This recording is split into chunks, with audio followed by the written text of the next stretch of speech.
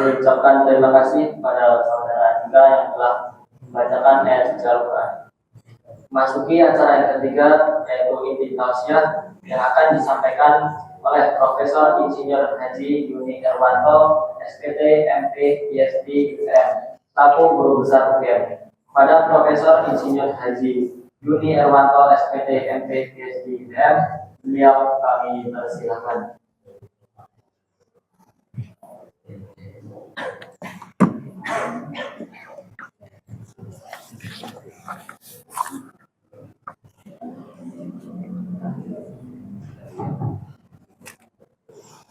Bismillahirrahmanirrahim.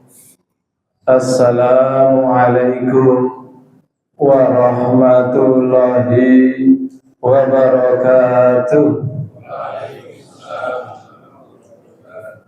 Assalamualaikum warahmatullahi wabarakatuh. Alhamdulillahirabbil alamin. Innal hamdalillah nahmaduhu wa nasta'inuhu wa nastaghfiruh wa na'udzu billahi min shururi anfusina wa min sayyiati a'malina. Wa yahdihillahu fala mudilla lahu wa may yudlil fala hadiyalah. Asyhadu an la ilaha illallah wahdahu la syarika lah. Wa ashhadu anna Muhammadan abduhu wa rasuluh la nabiyya ba'dah. Allahumma salli wa sallim wa barik ala sayyidina wa habibina Muhammadin wa ala alihi wa ashabihi ajma'in, amma ba'du. Qala Allah Ta'ala fi kitabil karim, a'udzu billahi minasy syaithanir rajim. Bismillahirrahmanirrahim. Ya ayyuhalladzina amanu taqullaha wal tanzur nafsum ma qaddamat lighad wattaqullaha innallaha khabirun bima ta'malun. Jamaah sekalian yang dirahmati Allah Subhanahu wa taala, Ketua Takmir, sedaya pengurus takmir yang saya hormati, ibu-ibu sedaya. Ini masjid apa nggih? Masjid Arafah di Bantul yang semoga dirahmati Allah Subhanahu wa taala. Mugi yang hadir di sini termasuk hamba-hamba yang diridhai Allah Subhanahu wa taala. Hamba-hamba yang mendapatkan barokahnya Allah Subhanahu wa taala, lancar rezekinya, putra putrinya jadi putra putri yang soleh solehah, insyaallah. Omah rapat turu anget. Kita alhamdulillah bersyukur bisa masuk di bulan Ramadan. Kita Ramadan menika bulan yang ayyam makdudah, waktu-waktunya ditentukan kita. Kenapa? Karena kita ada di waktu yang ditentukan, dibatasi waktu. Di setiap hari kita mendapatkan waktu yang makbul, waktu yang barokai, dimudahkan ketika berdoa, sepertiga malam yang terakhir. Di setiap pekan ada Jumat. Setiap Jumat maka menjadi waktu-waktu yang menjadi waktunya untuk ibadah, yang kemudian ada waktu yang mustajab untuk berdoa. Di setiap bulan ada tanggal 13, 14, 15 Yaumul Bid, dikatakan itu dino-dino putih. Kemudian di setiap tahun ada Ramadan. Terus seakan-akan kita hidup di dunia, tetapi Allah Subhanahu wa taala itu merangkai kita dengan akhirat. Awak kan mboten ngerti nggih. Kenapa di sepertiga malam terakhir? Kenapa di setiap Jumat? Kenapa setiap bulan ada hari-hari putih? Tanggal 13, 14. Kenapa kemudian satu tahun kita diberi waktu yang namanya bulan Ramadan? Alhamdulillah, kita masuk Ramadan ini yang luar biasa. Pintu-pintu neraka ditutup, pintu surga dibuka, gitu. Kabeh laris. Sing dodolane maune ra laris dadi laris ning Ramadan niku gitu. Kabeh payu. Nah, gorengan niku tetep masih juara satu nih gorengan gitu. Teng pundi-pundi tak delok gorengane kebuak banget niku rata-rata entek, rata-rata entek. Teng pundi-pundi wong Jawa tidak bisa menghindari saking gorengan. Ibu, bapak sedaya ingkang kula hormati, kita hidup di zaman yang sudah sangat luar biasa majunya gitu. Sak maju-majune zaman niku niki zaman luar biasa. Simbah ngalami zaman werna-werna gitu. Saking zaman ora ana sepeda, ana sepeda motor, tekan mobil kathah, sakniki nek kepethuk mobil motor malah wedi gitu. Saking numpake do banter-banteran. Dan zaman biyen niku kan sepi ngoten nggih. Dari zaman yang kita berarti di zaman yang sangat luar biasa. Kondisi masyarakat juga luar biasa. Ning tuntutane wong urip saya suwe saya dhuwur. Tuntutan hidup semakin lama semakin banyak. Sehingga seakan-akan kita itu enggak ada selesainya. Sing cah enom nek ra viral yo piye carane viral gitu. Kadang kita sekarang itu susah loh bedakan niku bener nopo salah. Ting sakniki gitu. Pemulih ting zaman jenengke niku AI itu artificial intelligence ya apa nek niku artine pokoke kira-kira kecerdasan buatan. Niku nek ting HP kadang aku nonton koyo ya bener. Niku mboten bener. Niku tekan zaman kita di mana kebenaran dan yang kedustaan itu tidak bisa dibedakan. Nek wong umum niku ora iso bedake. Kadang kula kadang bingung. Niki kok kaya tenan, tapi setelah diperhatikan kok ternyata tidak. Banyak hal-hal yang luar biasa. Bahkan wong ra nggo kacamata iso nggo kacamata. Wong ra nggo petis iso dikai petis gitu. Wong niku iso diganti-ganti ning zaman modern niki. Sehingga tuntutan di zaman modern itu awak dhewe itu selalu ingin diakui orang, mengejar dunia luar biasa. Ibaratnya kita mengejar dunia itu nek di penggalih sarang-sarang itu seperti kita mengejar kupu-kupu. Gitu. Kupu-kupu niku nek dioyak, saya dioyaki saya ngatur. Ketika kita mengejar dunia itu kita seakan-akan seperti mengejar kupu. Semakin kita kejar maka kupu-kupu itu semakin terbang. Saya angel.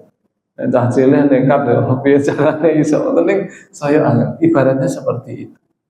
Sehingga kalau kita menuruti apa yang menjadi keinginan banyak orang, kita enggak ada selesai. Seperti mengejar kupu-kupu. Tapi bukan berarti awaknya juga boten golek dulu. Tetapi yang kita buat itu nek di renungke sarang-sarang itu, kalau kita bisa membuat taman, membuat taman di dalam hati kita, membuat taman di dalam keluarga kita, membuat taman di dalam pikiran kita, maka taman itu adalah keindahan. Taman itu keindahan, kita di situ senang. Dan boleh jadi di taman itu kupu-kupu datang.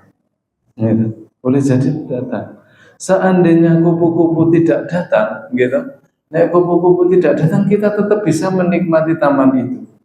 Ibaratnya kalau kita membuat taman itu yondonyone itu akhirate gitu. Karena kita lapangkan dada kita dengan taman. Nah, karena kita di bulan Ramadan, saya sedikit akan bahas tentang terkait dengan Al-Quran. Siroe niki ngeten cerita. Yang Nabi niku, Rasulullah niku sudah dianggap orang yang sangat dipercaya niku 40 tahun. Jadi yang Nabi niku hidup dengan masyarakat selama 40 tahun. Kira-kira umur 40 tahun 6 bulan nek wonten kalender Komariah. Tapi nek berdasarkan kalender Samsiah niku kalender matahari, maka umur Rasulullah waktu itu adalah 39 tahun 3 bulan. Nek kalender bulan kan lebih pendek nggih, lebih pendek. Terus Rasulullah niku nek kalender bulan kan lebih cepat karena 356 hari, 365 hari. Kalender Samsiah itu umurnya lebih cepat. Terus kira-kira umur Rasulullah itu 40. Dia sudah dikenal sebagai Al-Amin. Sudah dikenal masyarakatnya itu tidak pernah berbuat jelek, ratau utang, ning senenge ngutangi, ratau ngapusi, ratau ngakali, nek enten tanggane pengin gawean digoleke gawean, ada tetangganya minta pertolongan dikasih pertolongan. Tapi Rasulullah prihatin dengan keadaan masyarakat. Di Mekah niku kinten-kinten ada namanya Ka'bah. Tapi di sekitar Ka'bah niku enten Lata, Uzza, enten sekitar 300 patungan lah. Dan setiap keluarga punya patung yang disembah-sembah. Disembah-sembah itu mereka bukan berarti tidak percaya Tuhan. Nggih percaya kali Gusti Allah, tapi nggih percaya kali patung niku. Percaya kali patung juga. Maka Rasulullah kemudian nggih cara-carane prihatin ting gua Hira. Gua Hira niku kinten-kinten jarake saking Masjid Ar-Rahman niki 6 kilo. Misale niki Ka'bah niki ting gua Hira niku sekitar 6 kilo. Rasulullah di Gua Hira itu tempatnya juga susah, tidak sehari 2 hari, tapi sepekan, 2 pekan, 3 pekan, sampailah suatu malam itu Rasulullah mendapatkan satu bisikan atau didatangi seorang manusia yang beliau tidak kenal. Lendrodok jeung Nabi niku luar biasa. Gemetarnya Rasulullah itu luar biasa karena dalam kesendirian itu didatangi orang dan kemudian Rasulullah itu diminta membaca. Padahal Rasulullah niku tidak bisa baca, tidak bisa nulis. Ya ora iso maca, ya ora nulis. Tetapi Rasulullah itu malaikat Jibril niku bilang, "Iqra." Iqra. Rasulullah jawab, "Saya tidak bisa membaca." Enggak bisa membaca. Tapi malaikat Jibril mendekat sampai kenceng ngoten niku didekap Rasulullah. Lancang lantah kemudian diminta lagi Iqra bacalah sampai Rasulullah kemudian saya tidak bisa membaca. Iqra bismi rabbikal ladzi khalaq, bacalah dengan menyebut asma Rabbmu yang menciptakan. Iqra wa rabbukal akram alladzi 'allama bil qalam 'allamal insana ma lam ya'lam. Jadi Rasulullah itu mendapatkan wahyu yang pertama itu dengan mendapatkan wahyu yang di luar dugaan. Iqra bismi rabbikal ladzi khalaq, khalaqal insana min 'alaq. Jadi ini ditekan luar biasa tekanannya.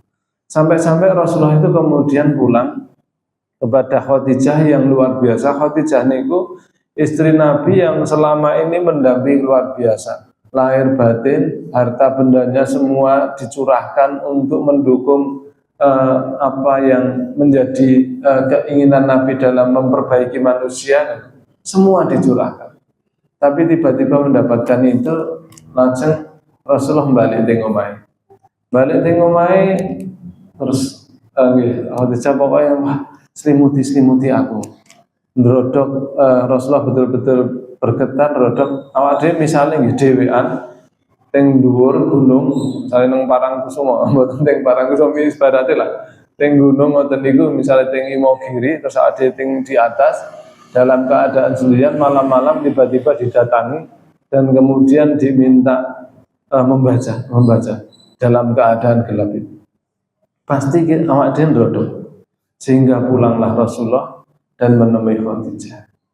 Dan Khadijah membuat Rasulullah itu percaya diri. Khadijah, tenanglah ya Rasulullah, mungkin engkau mendapati sesuatu yang pasti itu luar biasa. Soalnya yang Nabi orang pernah berbuat salah. Soalnya yang Nabi seorang tahu senengin ngutang, kita tahu utang. Nek utang yo bayar loh. Tadi itu ini buatan nanti utang. Nggih senengin ngutangi memberi pertolongan dan maka Khadijah menenangkan. Kemudian Khadijah mendatangi Warokah. Jadi Warokah niku saudaranya Khadijah, putra Pak Dinya atau disebut paman dalam bahasa Indonesia bisa Pak Dinya, tapi kira-kira itu putra Pak Dinya. Namanya Warokah. Yang Warokah itu dia beragama Nasrani. Dan diceritakanlah kejadian itu kepada Warokah. Ya Warokah, sungguhnya ini Muhammad mendapati seperti ini dan seperti ini. Maka kemudian Warokah mendatangi Rasulullah dan mengatakan kepada Rasulullah, ya Rasulullah, sungguh engkau telah mendapatkan tanda-tanda kenabian, tanda-tanda kenabian. Dan Warokah mengatakan, dan engkau suatu saat akan diusir oleh masyarakatmu. Dan Rasulullah menanyakan kembali, apakah betul masyarakat Mekah akan mengusirku, yang dimana dia tinggal dengan segala kebaikannya, di mana dia ditinggal dengan segala kepercayaannya. Seandainya Rasulullah mengatakan di balik gunung itu ada pasukan, niscaya orang-orang Quraisy itu percaya, karena sudah sangat percayanya kepada Rasulullah. Apakah betul bahwa aku akan diperlakukan terusir di kampung ini? Maka orang mengatakan, ya, itu salah satu tanda-tanda kenabian. Seandainya nanti saya masih hidup, maka aku akan membelamu mati-matian. Pokoknya aku akan membelamu dengan segala kekuatan yang dimiliki oleh Warokah tersebut. Tapi Warokah kemudian meninggal dunia. Bahwa ini menjadi hal yang luar biasa, bahwa Al-Quran itu diturunkan itu dengan kalimat yang pertama itu Iqra, membaca. Membaca itu luar biasa maknanya. Membaca tanda-tanda zaman, membaca tidak sekedar melihat, membaca tidak sekedar menyaksikan. Tapi membaca itu artinya sak makna-maknanya, mendalam sampai makna-maknanya, gitu, sampai makna-maknanya. Sehingga kalau kita melihat luar biasa, ada satu kisah yang sangat menarik. Kisah ini sungguh-sungguh terjadi, ibu bapak sekalian, di negara Prancis sekitar tahun 50 itu hidup bocah umurnya 7 tahun. Jadi ada anak umurnya 7 tahun, itu namanya Jad. Si Jad itu sering diminta belanja oleh ibunya ke sebuah warung. Jad itu kemudian setiap kali belanja di sebuah warung, di warung itu milik Ibrahim. Di warung itu milik Ibrahim, kemudian Jad setiap hari belanja ke warung itu karena diminta. Dia adalah keluarga Yahudi di Prancis, dan ibunya itu adalah salah satu orang dosen di kampus ternama di Prancis waktu itu. Ini satu kisah nyata. Dan kemudian si Jad itu setiap kali belanja di warung milik orang Turki yang namanya Ibrahim itu, yang dia pendidikannya mungkin ya nggak sekolah, cuma SD. Pokoknya tiap hari belanja di situ, tiap hari pula dia itu selalu membawa coklat yang tidak dia bayar. Nyeler ya, Pak. Ngutil ya, ngutil Pak. Tiap kali si Jad niku blonjo teng warunge tiang Turki niku, ndak dinten niku dhek ngambil coklat. Dan mboten dibayar, Pak. Ngutil coklat. Sampai niku wis terjadi mungkin nggih sebulan, 2 bulan, atau mungkin lama sekali. Suatu saat si Jad niku lali orang jimo coklat. Jadi lali orang jimo coklat.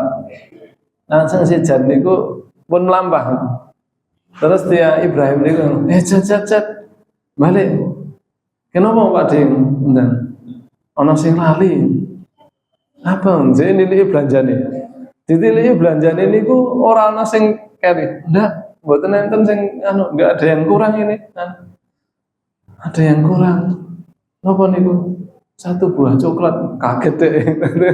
Kaget, ternyata Ibrahim niku ngerti nek tiap dino dhek setiap kali belanja niku njimo coklat niku. Lah kan pucet banget niku. Si Jan niku pucet jenenge bocah umur 7-10 tahun ngoten niku. Bedak njimo coklat ternyata ming dinengking. Ning tiyang teniki niku terus ngomong, "Nih kari coklat 1." Terus dia kan wedi banget nek diomongi kalian tiang sepuhe ngoten niku nek setiap hari sering mencuri coklat. Jadi kemudian Ibrahim mengatakan kepada si Jad, ya Jad, sekarang untukmu tiap hari ambillah 1 coklat. Nanti si Ibrahim niku malah mboten marah, ora nesu, ora jengkel, ning malah si Jad domongi tiap hari tolong setiap belanja kamu ambil dapat bonus 1 coklat. Kan bahagia niki anak niku, ora sida diseneni ning tadine wis pucet pengen diseneni niki engko diomongke wong tuane ternyata mboten. Langsung si Jad niku berjalanlah waktu. Dia setiap kali dengan keluarganya itu kadang ada masalah. Namanya keluarga, dia ada masalah. Setiap kali ada masalah, Jad itu kemudian datanglah ke warung Ibrahim itu. Dan setiap kali ada masalah, kemudian Ibrahim mengatakan kepada Jad. Ibrahim itu punya sebuah kitab. Terus si Jad diminta buka sak-saing. Setiap kali si Jad datang kemudian mengeluh ada masalah terkait dengan masalah dunia yang dia hadapi itu, maka Ibrahim tolong bukakan itu, dibuka, ya pokoknya semaumu dibuka. Kemudian dibukalah gitu dan dibacakan. Kemudian Ibrahim baca 2 halaman. Setiap kali Jad datang mengadukan masalahnya, setiap kali itu pula Ibrahim mengatakan buka sesuai keinginan halaman, tidak ditentukan. Dan kemudian Ibrahim baca 2 halaman. Setelah baca 2 halaman, kemudian Ibrahim itu memberikan nasihat-nasihat kepada Jad. Dan nasihat-nasihat itu selalu cocok dengan apa yang kemudian dia hadapi. Dan itu berjalan sampai bertahun-tahun. Setiap kali Jad ada masalah, Jad datang kepada Ibrahim dan Ibrahim meminta pembuka, membaca 2 halaman dan kemudian memberikan nasihat-nasihat kepada Jad.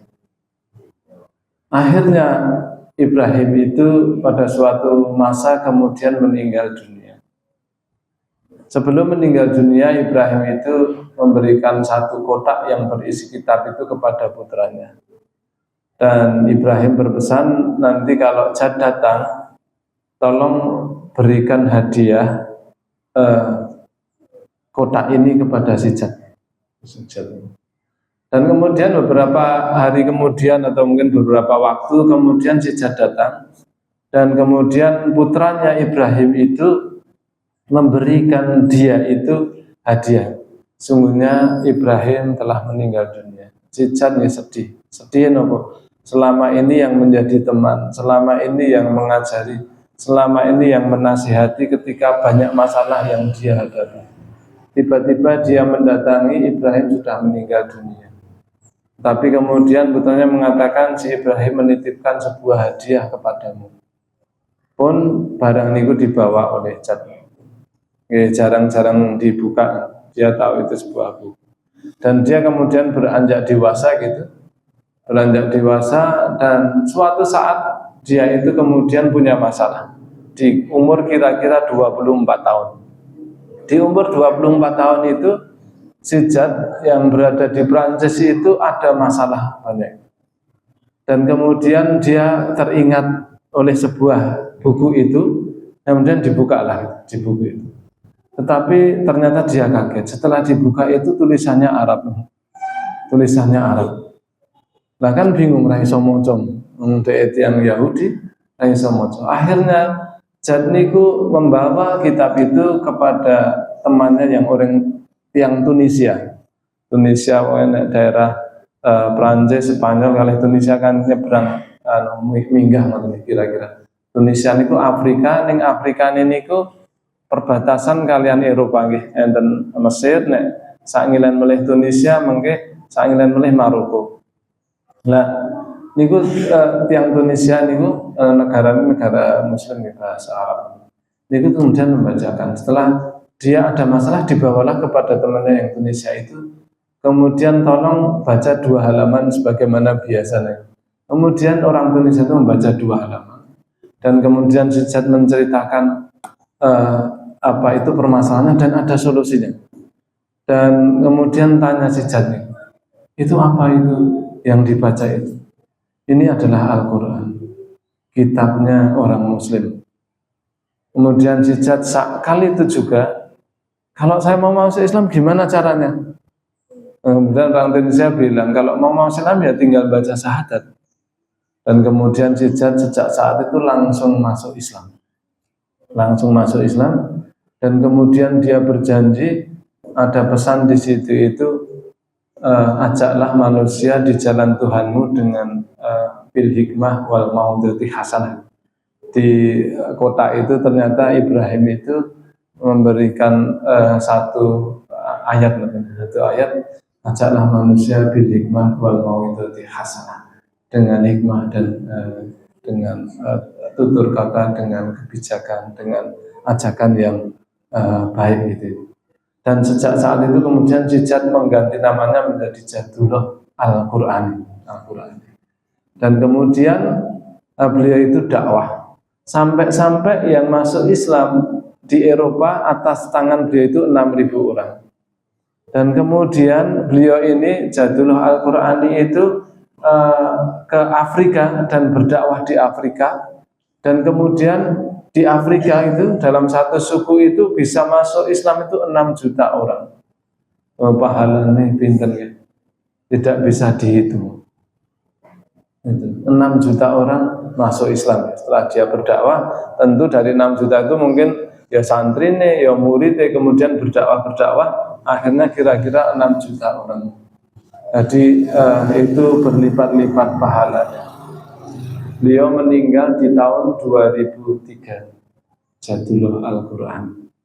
Dan ibunya yang Yahudi itu menentang beliau selama 30 tahun selama dia itu mendakwahkan Islam.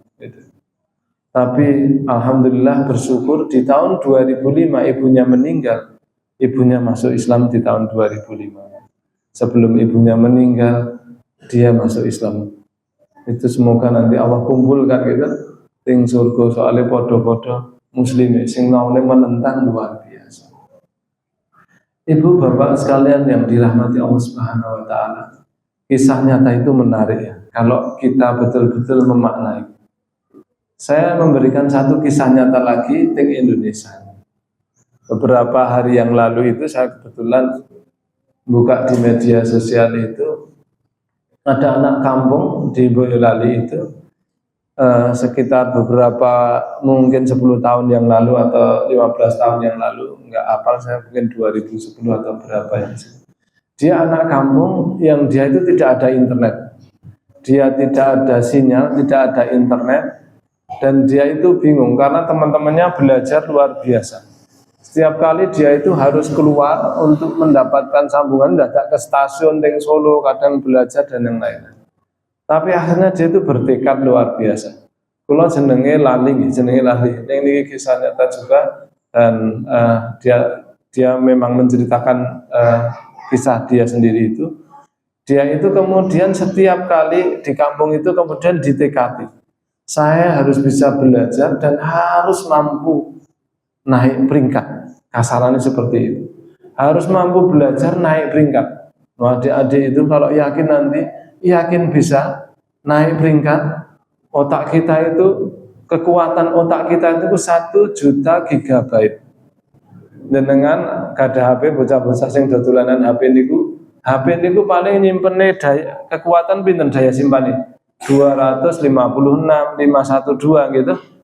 Nek otak manusia niku 1 juta. Itu luar biasa kemampuannya. Sing 256 niku nyimpen film awak dhewe lahir tekan mati baru ngentek gitu. Simpanannya itu belum habis. Tetapi kita diberi kemampuan Allah itu 1 juta gigabyte. Luar biasa.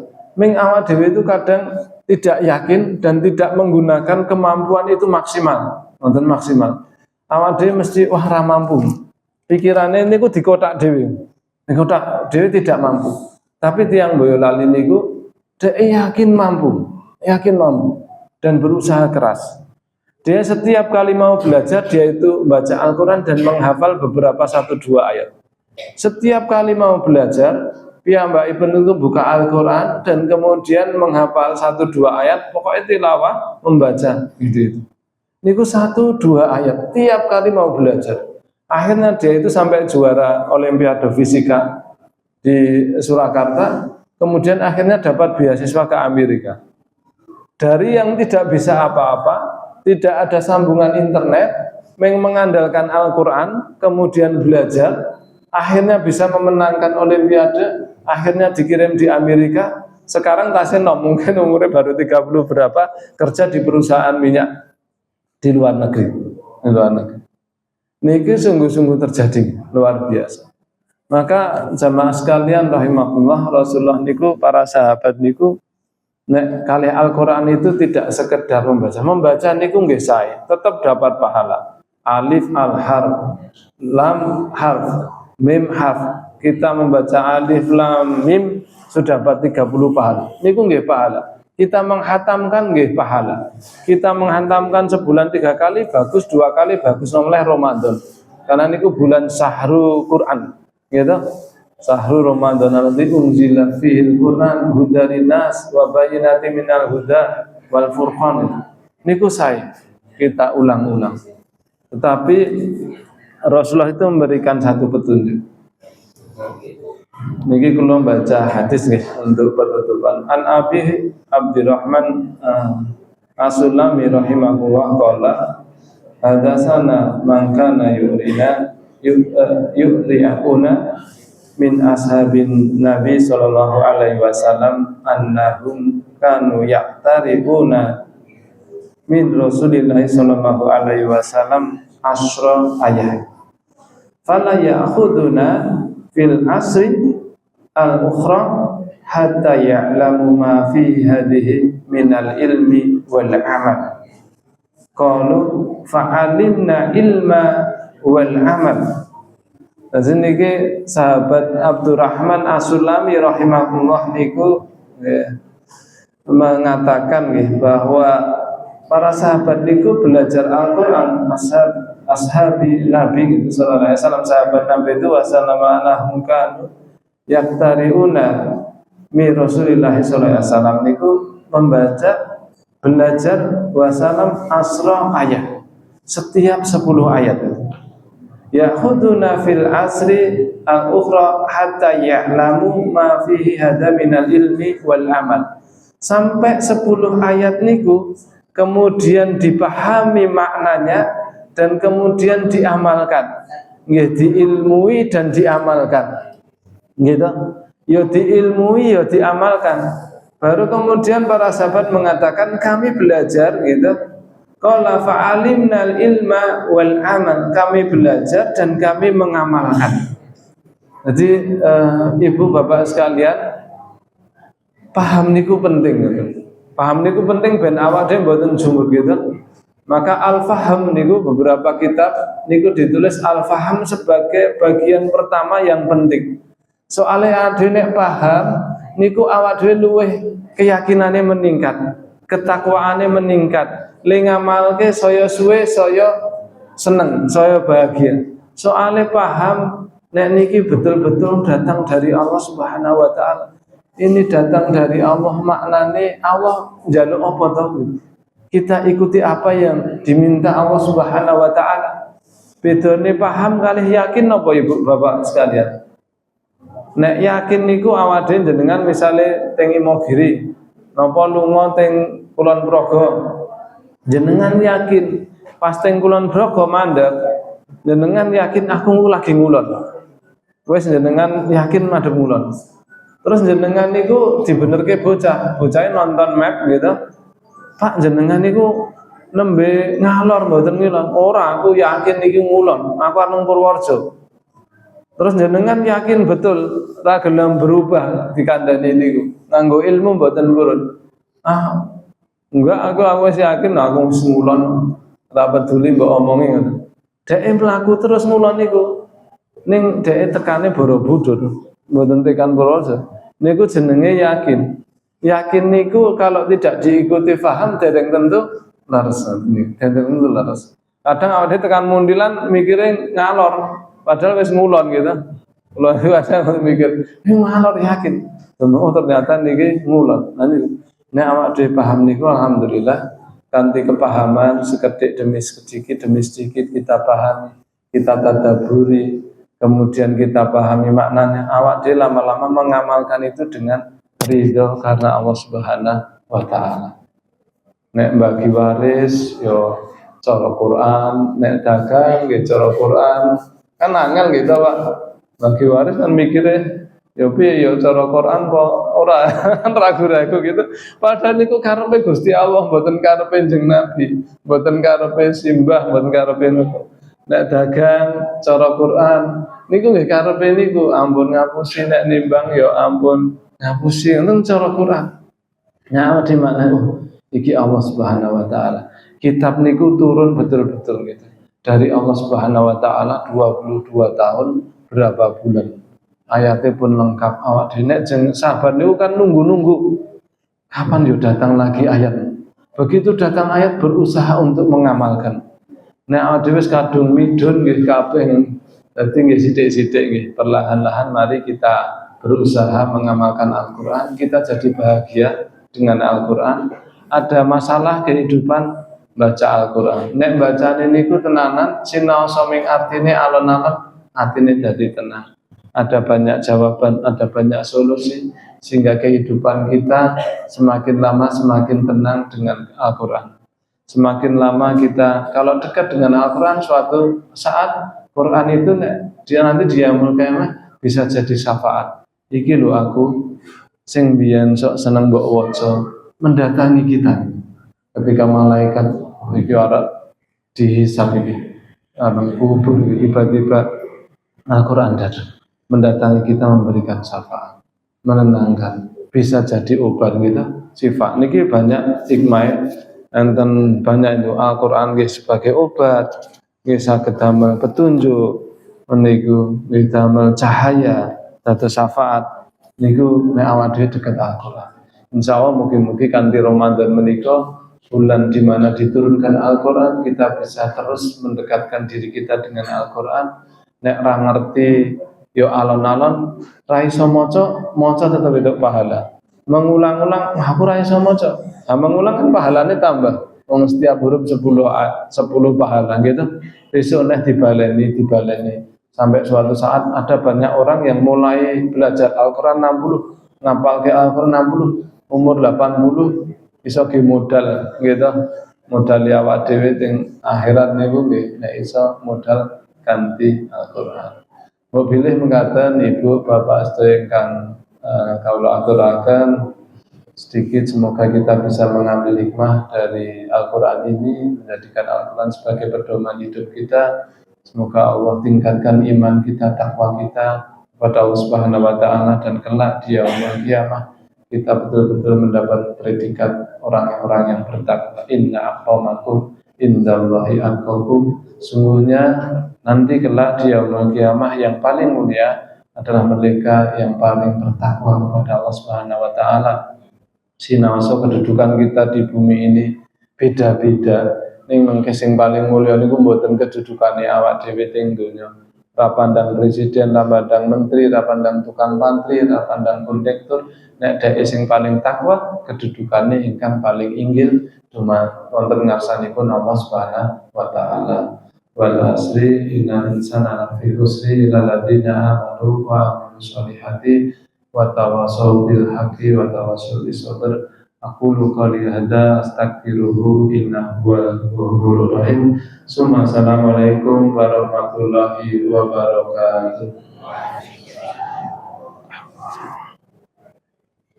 Kami ucapkan terima kasih kepada Profesor Insinyur Haji Yuni Hermanto, SPT, MP, PhD, M, yang telah membawakan tausiah pada sore hari ini. Semoga ilmu yang beliau sampaikan dapat bermanfaat bagi kita semua. Masuki acara yang terakhir yaitu penutup. Marilah kita tutup majelis pada sore hari ini dengan membaca Al-Fatihah Majelis.